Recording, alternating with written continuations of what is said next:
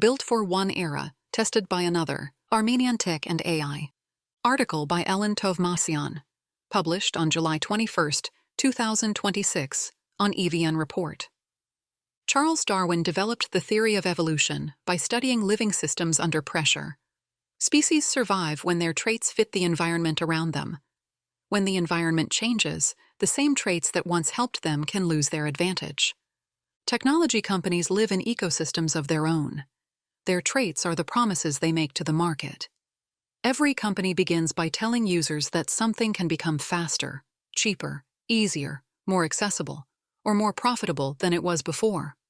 When that promise holds, customers believe in it, the market rewards it, and the business grows around it. When the environment shifts, that same promise becomes a trait under pressure. What once helped the company grow has to prove it still fits. By the end of 2022, as the technology industry entered what we now describe as the AI era, many of those promises were tested. In some markets, AI made existing products easier to replace by offering users faster or cheaper alternatives. In others, it changed what customers considered good enough, especially as speed, automation, and first drafts became part of the expectation. For some companies, however, AI opened new space around what they had already built, creating product, market, or business model opportunities that had not existed in the same way before. The global examples are easy to name because they quickly became part of the public AI narrative. Less visible is the way in which companies in smaller technology ecosystems responded when the same shift reached their users, competitors, and investors. Armenian-founded tech companies were part of that test as well, especially because many were already building for international markets. That is why their stories are worth paying attention to. Wirestock, Renderforest, and CodeSignal show how the same phenomenon, the rise of AI, can affect companies in very different ways. The pressure did not arrive through the same door, and the responses could not follow one formula. Each company had to understand its environment, rely on its strengths, and decide which part of its original promise needed to change. Wirestock, when creative work found a new market. Recent news of Wirestock's $23 million Series A funding round makes its case especially relevant. Led by Nava Ventures, with participation from SBVP, Formula VC, I2BF Global Ventures, and others, the investment marked a new stage for a company that began with a much simpler promise, helping creators earn from their work more easily. Wirestock began in 2019 with a familiar creator economy problem.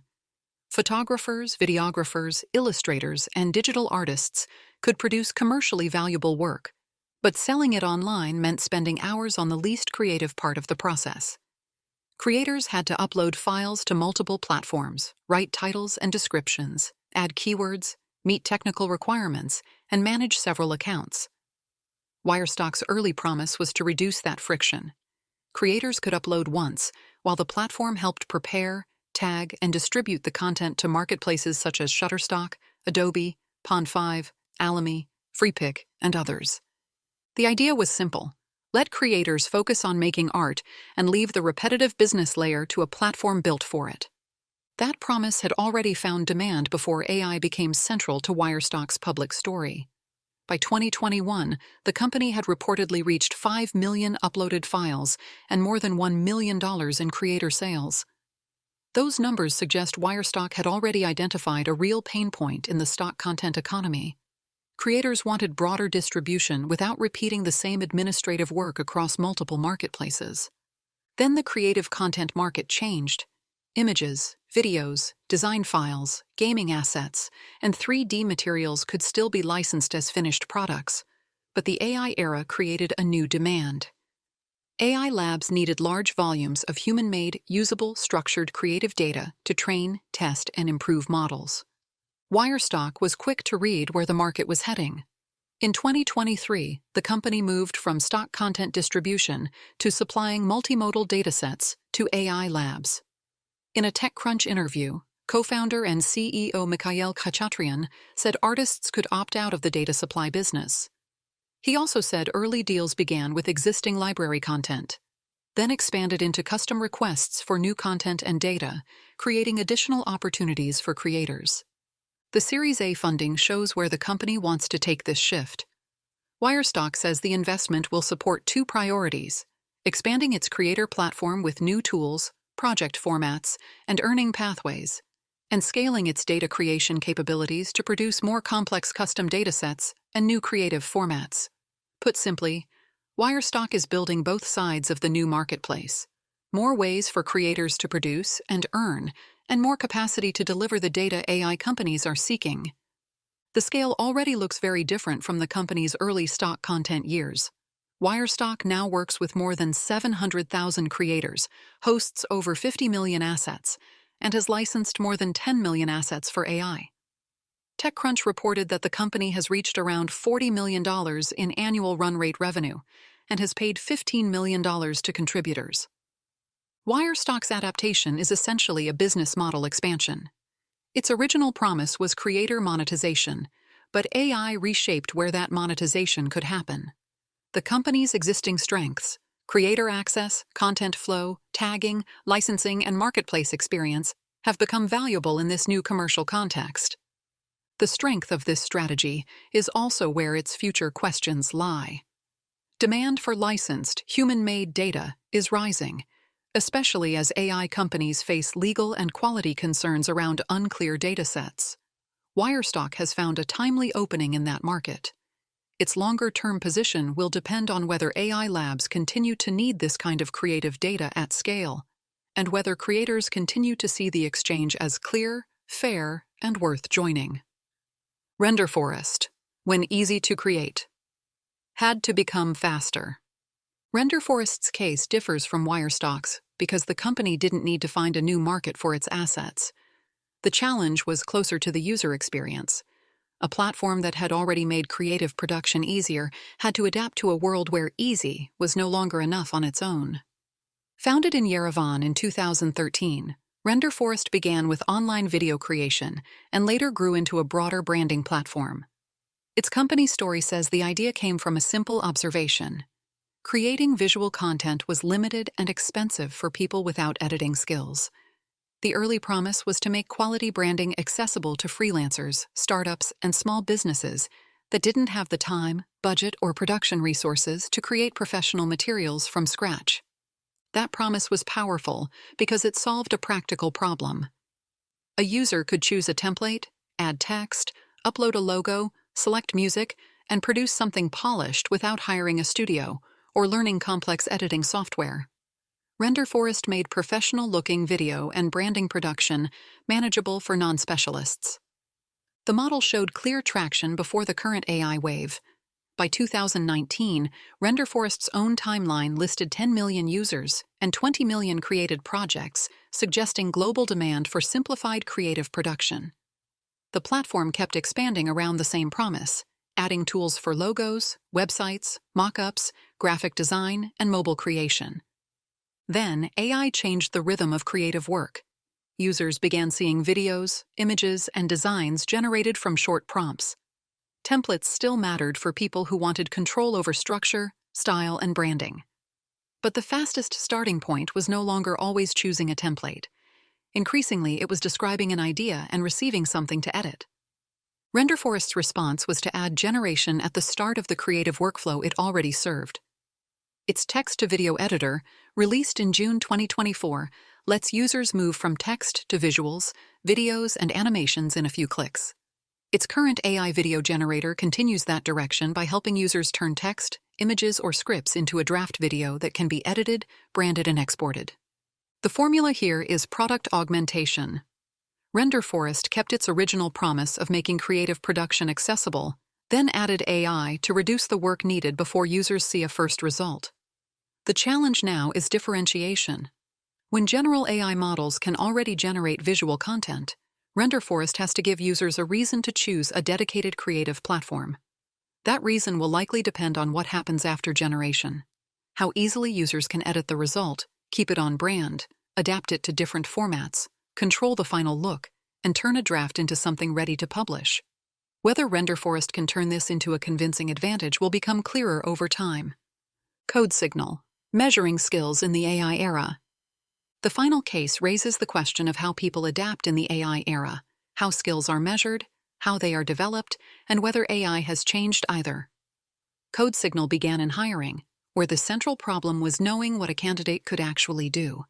The company started as Code Fights, a platform where developers could practice and compete through coding challenges, then rebranded as CodeSignal in 2018 with a clearer focus on technical assessment for job candidates. Its early promise was to make skills more visible by giving employers structured coding tests and skills data, rather than relying too heavily on resumes, university names, previous employers, or job titles. That promise found a place in a competitive market. CodeSignal entered a space where companies such as HackerRank and Codility were already trying to make technical assessments faster, more scalable, and consistent. Still, the Armenian-founded company established its position, raising $25 million in Series B funding in 2020 and $50 million in Series C funding in 2021 for its technical hiring and assessment platform. Then AI changed the work environment those assessments were designed for. Developers, marketers, and analysts increasingly use AI to write, debug, draft, review, test, and refine their work. In that context, skill is harder to separate from the tools supporting it. If AI is already part of the job, the ability to use it well also becomes part of what needs to be tested. CodeSignal's first response was to add AI to the hiring workflow it already knew. In 2025, the company launched AI-assisted coding assessments and interviews, bringing its AI assistant Cosmo into the hire suite so candidates could complete coding challenges with AI support. It also introduced an AI interviewer that conducts structured interviews and gives hiring teams reports, transcripts, and skill evaluations to review. This is the augmentation side of the strategy. CodeSignal updated its assessment product for a workplace where AI assistance is becoming part of how people actually work. The second response was to move into AI-powered learning. In 2024, CodeSignal launched CodeSignal Learn, built around Cosmo as an AI guide that can support practice, give feedback, and help learners work through technical concepts more interactively. In 2025, the company expanded this direction with Cosmo as a mobile learning app, offering more than 300 short courses across areas such as AI, coding, marketing, finance, leadership, and communication. This move takes CodeSignal beyond evaluation and into the stage where skills are built, practiced, and updated. The formula here combines AI augmentation with product expansion. CodeSignal added AI to the assessment business it already had, while using Cosmo to enter learning as a new product line. The opportunity is clear. A company that once helped employers judge ability now wants to play a role earlier, where that ability is formed. The risk is whether AI-guided practice can be trusted as more than a convenient learning experience, and whether CodeSignal can make learning and assessment reinforce each other rather than remain separate products under the same brand. Adaptation without a final form. The AI era has made one thing clear. Adaptation does not look the same from one company to another. A strategy that works for one business may not for another, because the pressure comes through different products, users, markets, and expectations. What matters is not the appearance of adaptation, but whether a company understands how change has reached its own promise. For Armenian-founded companies building beyond the local market, this question carries particular weight. Their products are measured against global competitors, global tools, and global habits. The environment around them can shift quickly, even when the company has not changed its original mission. In that kind of market, survival depends less on finding one perfect formula and more on responding without losing the strength that made the company relevant in the first place. This is where Darwin's idea returns. Adaptation is not movement in every direction. It is the search for fit. In technology, that fit is constantly renegotiated between what a company has built, what users now expect, and what the market has begun to reward. The companies that last will likely be the ones that treat adaptation as an ongoing discipline rather than a finished transformation. They return to the promise they were built on, test it against the world around them, and decide what it must become next.